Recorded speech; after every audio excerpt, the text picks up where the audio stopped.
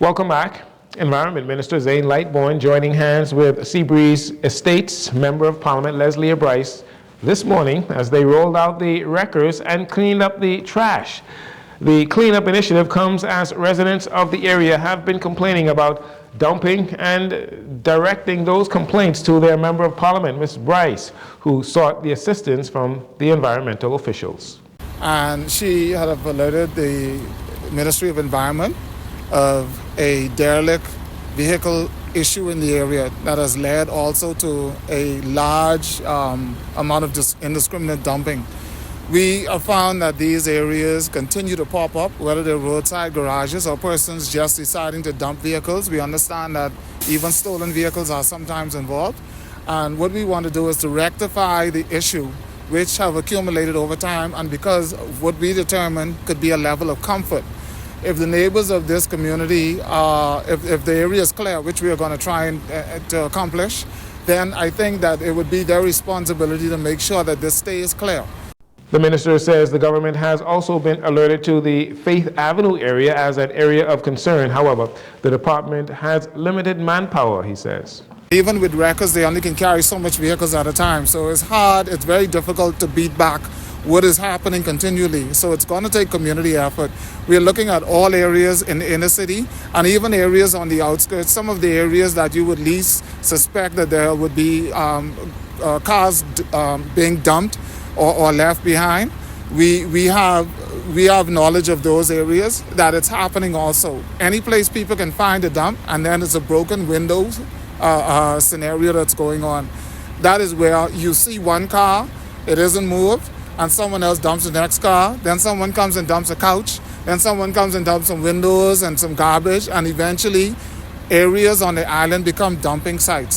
He is pleading with residents to do your part to keep your communities clean and to also alert authorities when you see these illegal activities taking place. Meanwhile, the Department of Environmental Health is set to collaborate with the Ministry of Public Works to follow through on the request for Crown land to house roadside garages or bush mechanics. The government says it wants to discourage roadside garages ran by bush mechanics because they have become an environmental hazard. Labor is on the blocks once again. The most recent job fair taking place just this weekend with a host of employees from a variety of industries, including hospitality, insurance, and finance.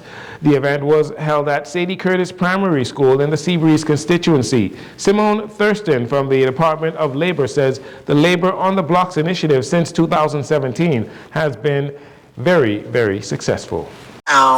Becoming bigger and better. It's in an effort to reduce the unemployment rate in the Bahamas, and so far it has been a success.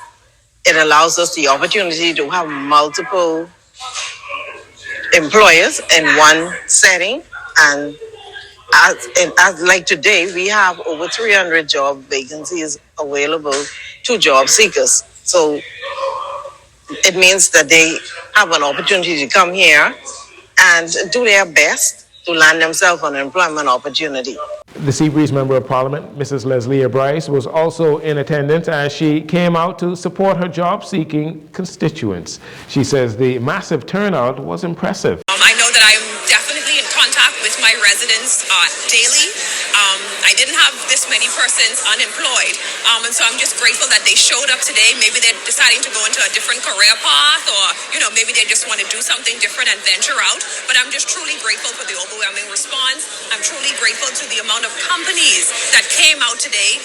It brought such a heartwarming feeling for me just to know that some persons have been hired on the spot, just to see the look on their faces. You can just see that burdens were lifted today, and I think that's truly the joy of hosting events like this. The next job fair will be hosted at the Lyndon Pindling International Airport on Wednesday, May 29th. And finally, as thousands of high school students are preparing to graduate next month, the government is offering job training within different ministries to prepare young adults for the workforce. Minister of Labor and Public Service Pia Glover-Roll spoke with reporters about training efforts in the public sector that will promote employees to feel more comfortable and have a better understanding of the job. It's not only important to have young people engage in employment, but like I like to state, in careers.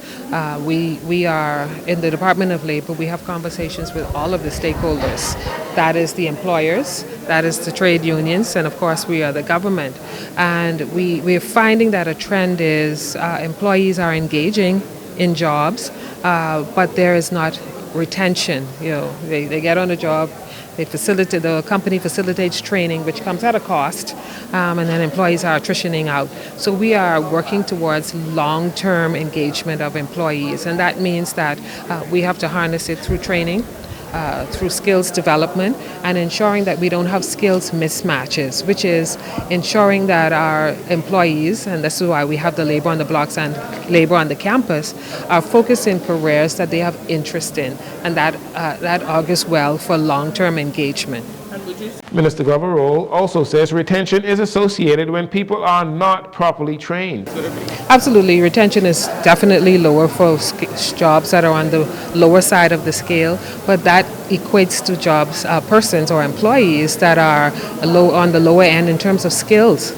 So this is why training is such a critical part of what we do in labor, ensuring that we are facilitating opportunities for our workforce to be properly skilled to be able to retain good jobs and careers.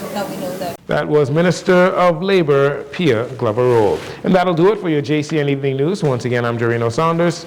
Thank you so much for joining us.